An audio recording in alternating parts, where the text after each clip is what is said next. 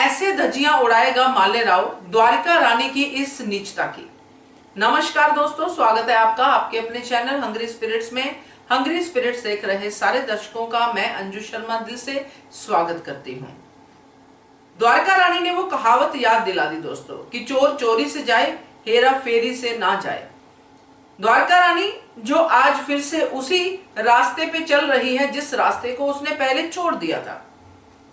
गुन्नू जी के आने के बाद वो गुन्नू जी की तरफदारी करती हुई दिखाई दी, मगर उसमें हमें यही लग रहा था कि कहीं ना कहीं वो चाहती है कि सीताबाई जो है सुखी रहे, और वो भी ये समझ के बैठी है कि गुन्नू जी सुधर गए हैं। उसको नहीं पता कि गुन्नू जी पीठ पीछे क्या कर रहे हैं। मगर आज जो द्वारका रानी ने किया है ये बड़ा धोखा, बड़ी नीचता है, मगर माल्यराव इसकी इस नीचता की धज्जियां उड़ाएगा। इस पे चर्चा करते हैं। पहले वही निवेदन, जिन्होंने अभी तक चैनल को सब्सक्राइब नहीं किया है कृपया कर लीजिए। साथ में दोस्तों बेल आइकन दबाइएगा ताकि आपको हमारे वीडियोस के नोटिफिकेशन मिलते रहें। जो नियुक्ति हुई है दोस्तों लोगों की दरबार में, नई नियुक्ति, उस नियुक्ति के ऊपर ही चर्चा चल रही है आज की कड़ी में, जो सबसे महत्वपूर्ण पॉइंट है।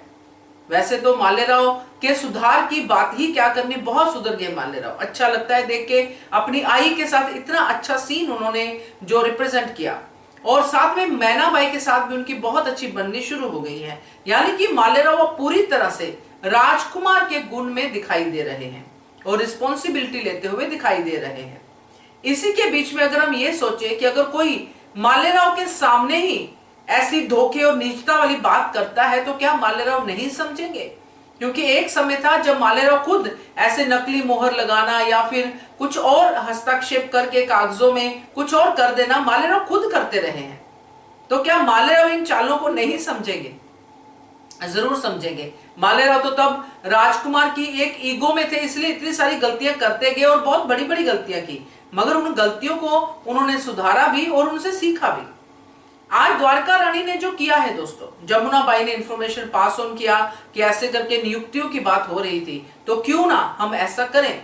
हमें कुछ नहीं दिखाया गया तो ये है कि फाइनली माल्यराव के हाथ में पेपर्स आते हैं और उन जो लखोटे हैं उनमें एक लखोटे में जो नाम है उसमें गुन्नू जी का नाम भी है। और पहले तो हमें यही लगा था कि शायद माल्यराव ना देखे, मगर माल्यराव ने पढ़ लिया और माल्यराव परेशान हो गए, और होना बनता है। और इस बात की हैरानी भी कि मल्हार सरकार की मोहर कैसे लग गई। देवी अहिल्या भी हैरान हुई।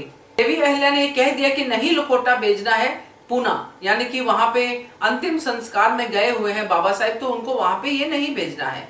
माल्यराव ने कहा कि मुझे पता है फिर इसका करना क्या है, और माल्यराव सीधा द्वारका रानी के पास पहुंचे। और क्या बात द्वारका रानी की, ऐसे एक्टिंग की कि जैसे द्वारका रानी को कुछ पता ही नहीं है।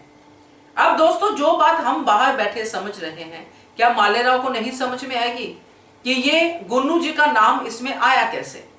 कैसे गुन्नू जी की नियुक्ति हो गई? क्योंकि द्वारका रानी तो बड़ी खुश हो रही है और अभी तक माल्यराव ने अपनी तरफ से कुछ नहीं कहा है, सिर्फ लखोटा जो है दे दिया है द्वारका रानी के हाथ में, और द्वारका रानी बड़ी खुश हो रही है। अब अगली कड़ी में जब माल्यराव बोलेंगे कि मैं, एक तो उसकी मोहर महत्वपूर्ण है, इसीलिए तो बोला गया कि लगाने के लिए कि वो मोहर नहीं लगाएंगे इस पे, क्योंकि वो सहमत ही नहीं है कि गुन्नू जी को नियुक्त किया जाए।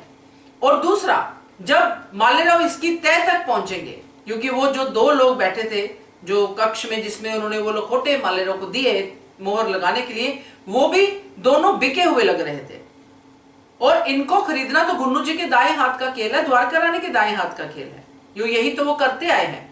अब उन्होंने इनको खरीद के, जो माल्यराव बाद में तय तक पहुंचेंगे और उनको पता चलेगा कि मल्हार सरकार ने तो 4 नाम पे ही अपनी मोहर लगाई थी, क्योंकि 5वां नाम है गुन्नू जी का। गुन्नू जी का नाम बीच में नहीं है, ना ही पहले नंबर पे है, लास्ट में है गुन्नू जी का नाम। तो लास्ट में नाम ऐड कर दिया गया है, जिसके बारे में मल्हार सरकार को भी नहीं पता है कि इतना बड़ा जो है धोखा यहां पे हो गया है। जब तक मल्हार सरकार आएंगे तब तक तो गुन्नू जी बेड़ा गर्क करने में कामयाब हो चुके होंगे, या फिर अपनी इमेज सुधारने में कामयाब हो चुके होंगे दरबार में।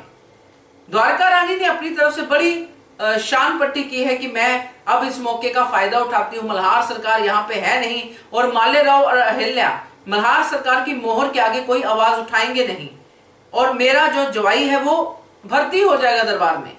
और फिर से जैसे कि बात कर रही थी कि अब तुम्हें कोई नहीं निकाल सकता, तो वही चीजें वो चाहती है। मगर मालेराव ऐसा नहीं होने देंगे दोस्तों। मालेराव अब इस मुद्दे की तह तक जरूर पहुंचेंगे और बताएंगे कि ये 5वां नाम बाद में ऐड किया गया है। और मैं उम्मीद करती हूं कि ये धोखा मल्हार सरकार के सामने आए, तभी तो ये गुन्नू जी और एक्सपोज होंगे। और गुन्नू जी यहां पे बच के निकल सकते हैं, द्वारका रानी एक्सपोज हो सकती है।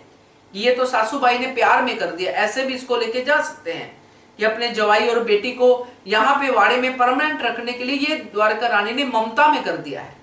मगर धोखा तो धोखा ही है दोस्तों, चाहे ममता में हो चाहे किसी और काम में हो। और गुन्नू जी जैसा सांप कैसे कोई अपने घर में पालेगा।